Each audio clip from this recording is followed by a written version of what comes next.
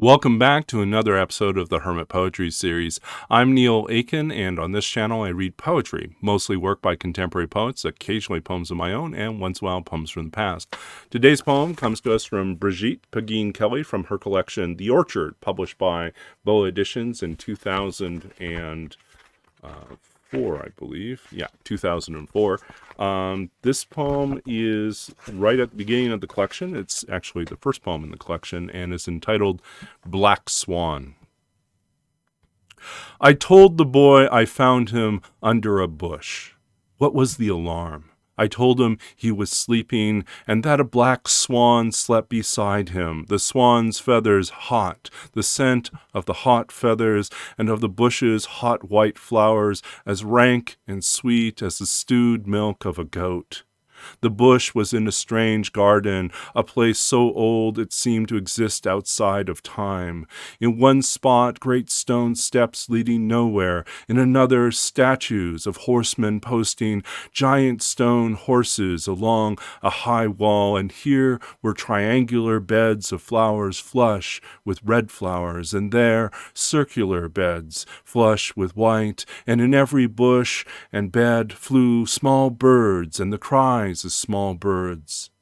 I told the boy I looked for him a long time, and when I found him, I watched him sleeping, his arm around the swan's moist neck, the swan's head tucked fast behind the boy's back, the feathered breast and the bare breast breathing as one, and then very swiftly and without making a sound, so that I would not wake the sleeping bird, I picked the boy up and slipped him into my belly, the way one might slip something stolen into a purse, and brought him here, and so it was, and so it was. A child with skin so white it was not like the skin of a boy at all, but like the skin of a newborn rabbit, or like the skin of a lily, pulseless and thin, and a giant bird with burning feathers, and beyond them both a pond of incredible blackness, overarched with ancient trees and patterned with shifting shades, the small wind in the branches making a sound, like the knocking of 1,000 wooden bells, things of such beauty, but still I might have forgotten, had not the boy, who stands now to my waist, his hair a cap of shining feathers, come to me today, weeping because some older boys had taunted him and torn his new coat, had he not, when I bent my head to his head, said softly but with great anger, I wish I had never been born, I wish I were back under the bush, which made the old garden rise up again, shadowed and more strange, small birds running fast, and the grapple of chill coming on. There was the pond, half circled with trees, and there the flowerless bush, but there was no swan. There was no black swan, and beneath the sound of the wind I could hear, dark and low, the giant stone hooves of the horses striking and striking the hardening ground.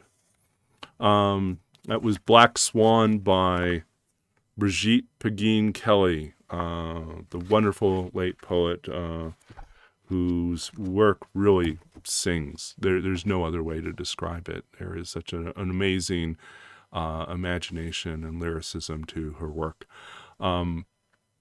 And so I strongly encourage you, if you like this video and like this reading and like this poem, please do check out the description of the video for more information about Brigit Pegeen Kelly and her work, where to purchase this particular book, as well as where you can find more of these videos. Well, basically, just follow this channel. If you like what you're hearing, just subscribe and hit the bell icon, and you'll be notified every time there's a new video.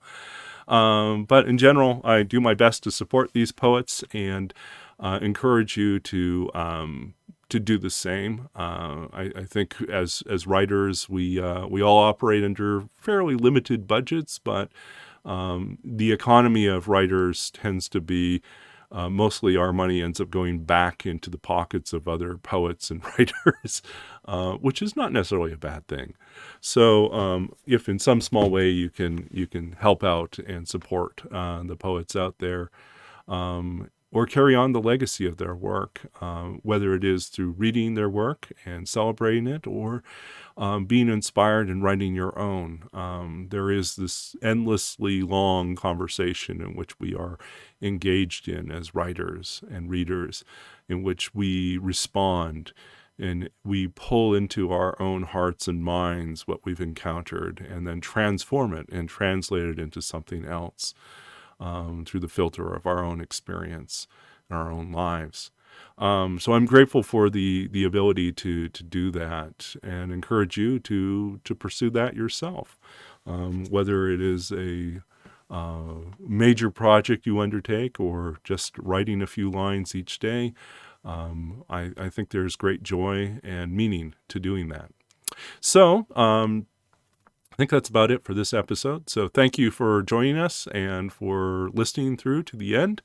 I wish you all the very best until our next video, which will be coming soon.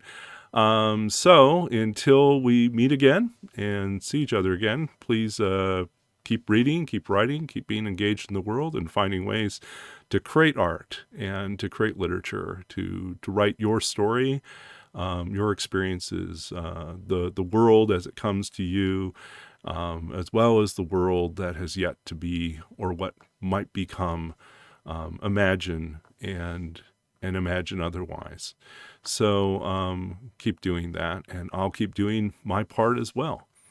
So this is, basically this is it. So we'll catch each other soon. Until next time, be safe and well, and keep on writing. And I will keep on reading and writing and be back again. And I guess that's it. We'll be back again soon. Take care.